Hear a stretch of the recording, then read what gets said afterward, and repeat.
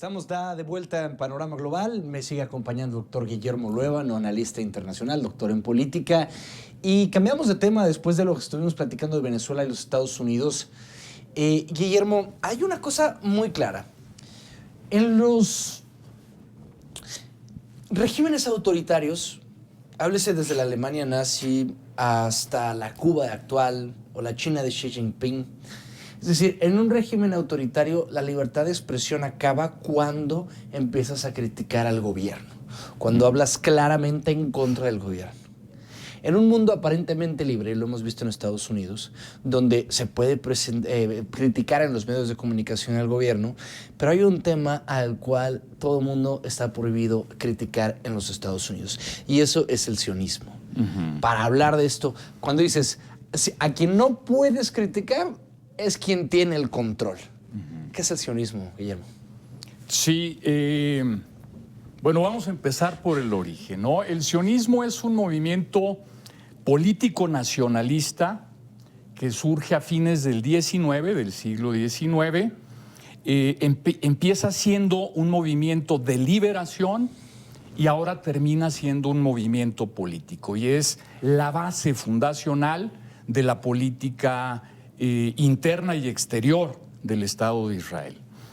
Y empieza en el 19 justamente por estas matanzas o las llamadas o los llamados pogromos que empiezan a matar a comunidades judías en Europa Oriental y en el Imperio Ruso. No solo las mataban, sino las saqueaban, ¿no? Esto le dio a un periodista, Theodor Herzl, la idea de decir el hecho de que estén matando a comunidades judías me dice que la asimilación del pueblo judío con otros pueblos no va a funcionar. Lo único que va a funcionar es que la nación judía tenga un territorio y se convierta de pleno derecho en un Estado-nación.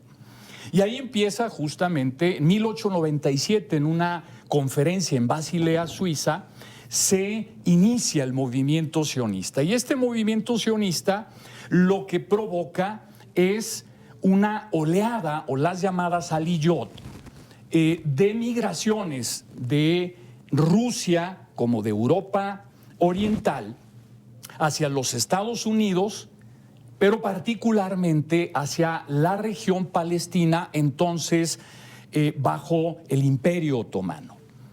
Cuando el Imperio Otomano cae y la región de Palestina pasa a ser mandato británico, en el 17 del siglo pasado, la Declaración Balfour le promete a la nación judía que se establecería esa nación en territorio palestino para formar el Estado de Israel. Con esta declaración Balfour lo que provoca es que todavía con los pogromos que seguían sucediendo, es decir, estas matanzas a comunidades judías, lo que provoca es todavía una llegada mayor, la aliyá, la llegada, la migración de judíos hacia la tierra de Israel. Para 1947, como ya hemos comentado acá en el programa, se da esta resolución 181 o 181 de Naciones Unidas que propone la solución de los dos estados. Israel acepta, los palestinos o el liderazgo árabe no. Se establece el Estado de Israel en el 48, una vez que termina el mandato británico, y ahí el sionismo pasa de ser un movimiento político de liberación a un movimiento político revisionista. ¿A qué me refiero con esto?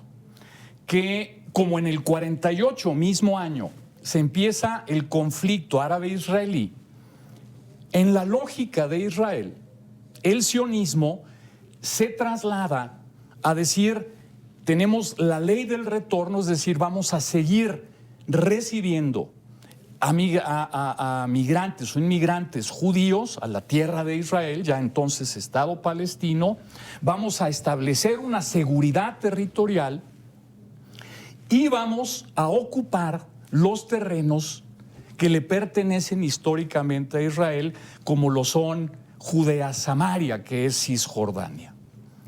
En esta guerra, o a partir de esta guerra, ya tienen el enfoque con este sionismo revisionista de a cualquier oportunidad vamos a expandir el control territorial. Llega la guerra de los 6 días, en donde ocupan, que no la inician ellos, por cierto, pero vencen a Egipto, Siria, Irak y Jordania, y ocupan el Sinaí, los altos del Golán y lo que era la Gaza y Cisjordania. Llega el Yom Kippur en el 73 y se llega a un acuerdo, un armisticio, en donde hay un intercambio en esta resolución 242 de territorio por paz. Se le regresa el Sinaí a Egipto, pero no así Cisjordania ni Gaza, ni los altos del Golán. Se quedan con ellos. No es hasta el 95 que después de los acuerdos de Oslo se llega al acuerdo del regreso de Gaza y parte de Cisjordania a la Autoridad Nacional Palestina. El tema es que esta lógica del sionismo revisionista pretende aumentar el territorio, como lo había comentado, y esto es lo que ha provocado el expansionismo y el asentamiento irregular de comunidades judías en la región de Cisjordania, que si bien lo sabes, Chema, con los acuerdos del 95, también dentro del marco de los acuerdos de Oslo, Cisjordania se divide en tres sectores, A, B y C. El A es para la Autoridad Nacional Palestina, el B es compartido y el C es bajo la autoridad israelí. Y ahí en el C es donde se han dado los asentamientos. La idea al final del día de la solución de los dos estados es regresar toda Cisjordania como Gaza a la Autoridad Nacional Palestina. Pero hemos visto lo que ha pasado y lo que está pasando y ver si esto va para allá. Sí, pero los judíos que ya tomaron ese espacio difícilmente ya no van a retirarse sí, de ese territorio conquistado. Vamos. Sí, por eso es muy complicado ese tema de los dos estados, pero puede darse, ¿no? Otra vez en la lógica de la resolución 242, cambio territorio por paz. Ahora, ¿por qué es tan sensible el tema del sionismo en los Estados Unidos?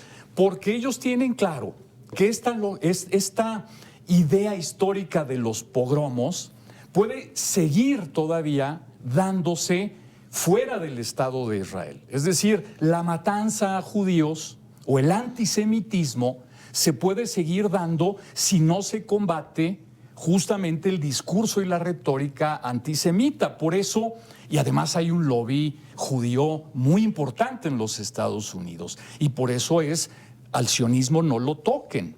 Es decir, es muy sensible porque puede provocar ataques terroristas, agresiones contra comunidades judías. Es decir, otra vez este recuerdo, esta remembranza de los pogromos que sucedieron en la Europa del 19 y principios del 20. Guillermo, muchas gracias. Siempre un privilegio que dejes tan claro estos temas. Chema, al contrario, ya los extrañaba. Un gusto estar nuevamente con ustedes. Siempre bienvenido aquí en Panorama Global. Gracias, Chema. Buenas noches. El doctor Guillermo Luébano, doctor en política, analista internacional aquí en Panorama Global.